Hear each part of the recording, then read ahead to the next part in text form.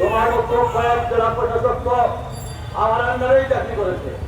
কথাবার্তা সাবধান করে বলবা। এই জেলা প্রশাসককে অনতিবিলম্বে প্রত্যাহার না করা হলে 5 তারিখের পরে আরো কঠিন কর্মসূচি হবে। বাংলাদেশের একমাত্র স্মার্ট সিটি বসুন্ধরা এখন আরো নিরাপদ, আধুনিকতায় আরো এক ধাপ এগিয়ে। জেলা প্রশাসকের সঙ্গে আর কোনো আলোচনার বৈঠক হবে না।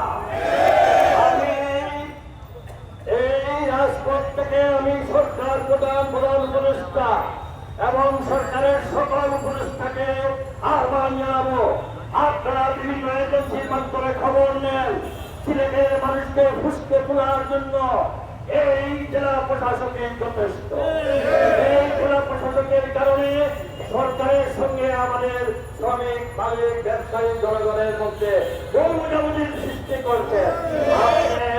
কোন অবস্থাতেই আমরা সরকারের বিরুদ্ধে নয়, আমরা আপনার ব্যক্তিগতভাবে আপনার সিলেট বিদেশি মনোভাবের বিরুদ্ধে। আমরা মনে করি জেলা প্রশাসক উনি চাচ্ছে যে এই ধরনের একটা গণ্ডগোল সৃষ্টি করে কোন না কোন দলের ফায়দা হাসিল করার সুযোগ করে। আপনারা চটকান খেয়াল রাখবেন, আমরা কিন্তু আইন হাতে তুলে নেব না, আমরা কোনো অন্যায় কোন আচরণ করব না। আমরা গণতান্ত্রিক আন্দোলনের মাধ্যমে আমরা সরকার প্রধানকে জানালাম, মিডিয়ার মাধ্যমে আমরা উপদেষ্টাদেরকে জানালাম, আপনারা নিরপেক্ষভাবে সিলেটের মানুষের সঙ্গে এই যে থেকে শুরু করে আমাদের ইম্পর্টেন্ট এই সিলেট বিভাগে একমাত্র উনি আমাদের একমাত্র উপদেষ্টা। আমি আজকের এই সভা থেকে আহ্বান করব, আপনি সিলেটে বসেন, সকল রাজনৈতিক দলের নেতৃত্বকে নিয়ে বসেন, হোল্ডারদের নিয়ে বসেন, কোনো সমস্যা থাকবে না। আপনার পরিবেশের সঙ্গে আমরা একদম কিন্তু আপনি বলেছেন একটা, আর এই অথর্ব জেলা প্রশাসক করছে আরেকটা।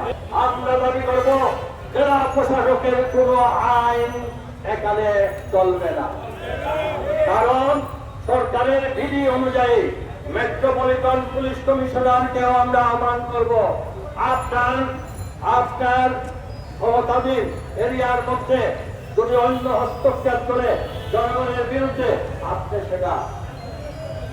সেটা স্টেক হোল্ডার থেকে দেখে নিয়ে বসেন। আমরা সরকারের পক্ষে রয়েছি। এই জেলা প্রশাসককে অনতিবিলম্বে প্রত্যাহার না করা হলে 5 তারিখের পরে আরো কঠিন কর্মসূচি হবে। আপনারা রাজি আছেন তো?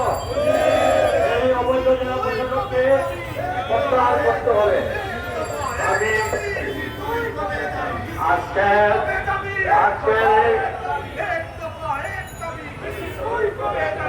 অনেক কতগুলো উনি নাকি বলে আরিফুল চৌধুরী তো এখন জনপ্রতিনিধি না, তোমার বাবাকে ওখানে প্রতিনিধি। এই সিলেটের মানুষ 10 বছর আমাকে এখানে দিয়েছে, তুমি জেলা প্রশাসক কোথাকার থাকি? হ্যাঁ, তোমার মতো কয়েক জেলা প্রশাসক তো আমার আন্ডারেই চাকরি করেছে। কথাবার্তা সাবধান করে বলবা।